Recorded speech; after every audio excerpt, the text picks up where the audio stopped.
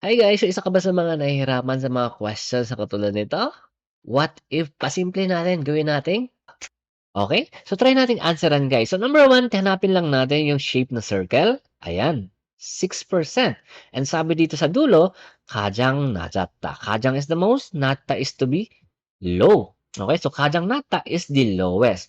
So tingnan mo, 6% is that the lowest? No. Meron tayong 3% dito, meron pa tayong 1% dito. Ibig sabihin, number one is wrong. Number two, meron tayong dalawang shapes. Okay? Diamond, 21%, square, 16%. Puda, dan. Okay? So, gaya ng sinabi ko dun sa mga ibang videos ko, yung tinutukoy sa dulo ay yung word na walang kasamang puda, which is yung here, yung diamond. Ibig sabihin, yung diamond daw, kung ano yung percentage niya, ay dube isang manatta. Okay? So, dube isang is twice, twofold, or double. Okay? Yung do dito ay galing sa number 2 and be is number of folds or times. Okay? Dube is twice, twofold, or double. Okay? Isang is more than. Okay? Yung value daw ng diamond ay twice or more than twice as much of that square. Okay? So kung titingnan natin, yung 21% is not more than or not double of that square. Okay? Yung difference lang nila is mga 5%, not twice, not double. Okay? So ibig sabihin, number 2 is also wrong. Number 3, meron lang tayo nakita isang shape. Heart. Heart. Okay? Heart. Okay? So, cholban isang, ano ibig sabihin ng cholban isang? More than half. Yung 53% is that more than half? Yes. Okay? So, 50 is half and 53 is definitely more than half. So, that's why yung answer natin dito ay number 3.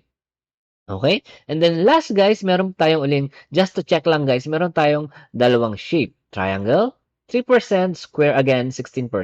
Okay? Nasa dulo, chokke. Ano naman yung chokke? Chokke is from the verb chokta. Okay? Ibig sabihin is to be little. Okay? Chokta. So, puda. Puda. So, ano yung tinutukoy ng chokke? Yung word na malayo sa puda. Okay?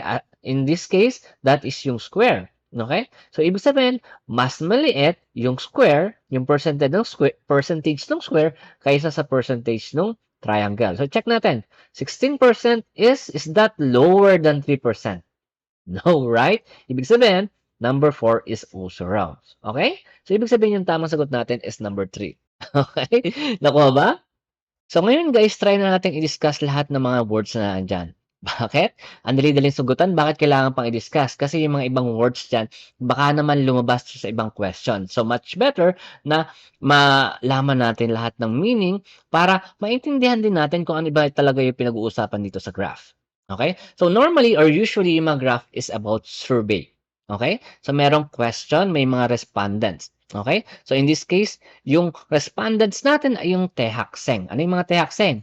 So Tehak guys is a big school. Ibig sabihin mga university. And Seng or Hakseng is student, mga university student. So sila yung target ng survey. Okay? And yung survey is about handal yungtun odie suka. Handal, 1 month. Yungtun. So yungtun guys is about mga pocket money, mga spending money or allowance. So yung galing yan sa, ang meaning yan is to use or used, no? And tun is just money. Okay? So yung tun is allowance. ODE, where? Silka. Silka from sida to use. Ulka is just a question.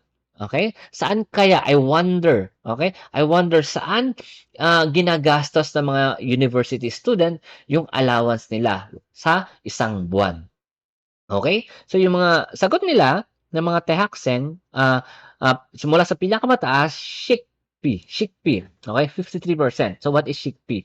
Mga food allowance. Okay? So take note of P, yung mga P na yan guys, is parang fee. Mga may kinalaman sa mga expenses o mga cost na binabayaran. Okay? And sunod dyan, yung second sa pinakamataas is Hagwon B. Hagwon B. Hagwon B is yung Hagwon is like a school. Okay? It's like Hakbyo, but Hagwon is more on private academy. Okay? Diyan ka nag-aaral mga iba't ibang courses na hindi ino-offer dun sa parang school na obligated ka na attenan. Okay? So, kung gusto mag-aral ng Taekwondo, Hagwon meron. Kung gusto mo mag-aral ng Yongo Hagwon meron dito sa South Korea. So, iba't ibang klase ng mga studies na hindi ino-offer dun sa normal na school. Okay? So, that is Hagwon. And Hagwon B is yung bayad dun. Ibig sabihin, tuition fee. Okay?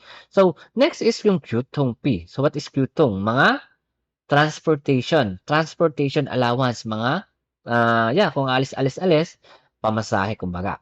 Then, Mulgon, Kuip P. So, what is Mulgon? Mulgon is mga things, mga bagay-bagay. Kuip. So, Kuip, Hada is like Sada, to buy. Okay? Ibig sabihin, ito is mga gastos, mga cost na ginagamit nila when they are buying things. Okay? Yung mga pangangailangan nila. And here, Munhwa Senghwalpi. So what is Munhwa? Munhwa is it's about culture, cultural. Senghwal, living. P, mga expenses, cost of living or living expenses. Okay?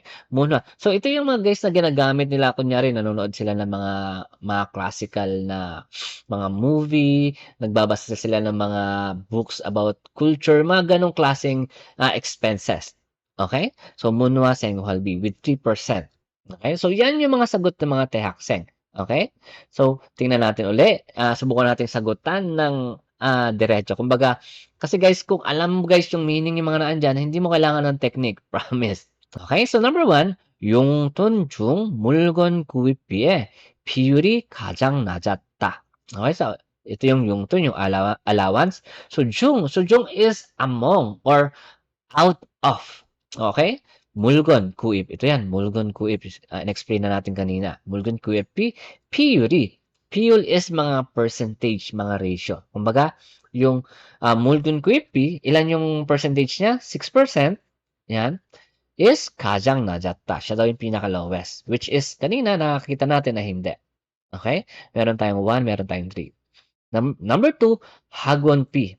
사용은. So, 학원비, sayong is siya. So, about usage pa rin. Okay? So, yung mga ginagamit natin, mga allowance is, ito, meron tayong comparison. Okay? So, saan nakadikit yung FUDA? Dito sa Kyutong P. So, pwede mo nang burahin yan para wag kang malito. Burahin mo muna. Okay? Mag-focus ka dito. So, yung Hagwon P sayong, yung ginagamit nila sa mga pambayad sa academy is twice as much of that Kyutong P. Okay? So, doble daw ng okay? So, yung amount or yung percentage na Hagwon P is more than twice of this Gyutong P, which is not. Okay? So, Hagwon P is only 21% and Gyutong P is only 16%. Okay? The difference is not that much. Okay? And then number 3, 대학생들은. Okay? Yung mga students, yung mga university students, yung tone, yung allowance nila, 절반 이상, half of that. Okay? Kumbaga, kalahati ng kalahati ng allowance ng mga tehakseng is 식비로 지출했다. Okay? So, 식비 is yung here, 53%, mga food allowance.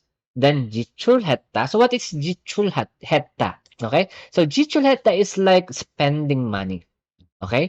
Ginagastos nila sa pagkain. Okay? So, sabi, yung mga allowance daw ng mga tehakseng is more on napupunta or ginagastos nila sa pagkain. Okay? More than half of that is ginagastos nila sa pagkain. And that is true. Okay? That is more than half kung makikita mo sa pie graph. Okay? That is more than half. And then number 4, 대학생들은 문화 생활비 부다. Okay? So meron naman tayong puda. Ibig sabihin meron tayong comparison. Okay? And this time, yung nakakabit sa puda ay yung munha swengolpi. Ibig sabihin, yung naan dito is siya talaga yung tinutukoy nung description sa dulo. And yung nasa dulo, nakalagay, to choke sayong heta. Sayong heta, to use. Okay?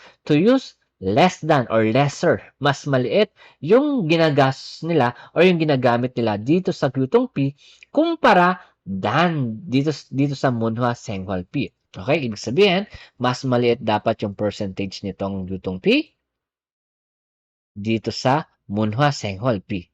Okay, so makita mo, mas malaki yung mas malaki yung Gyutong P, 16% versus 3%.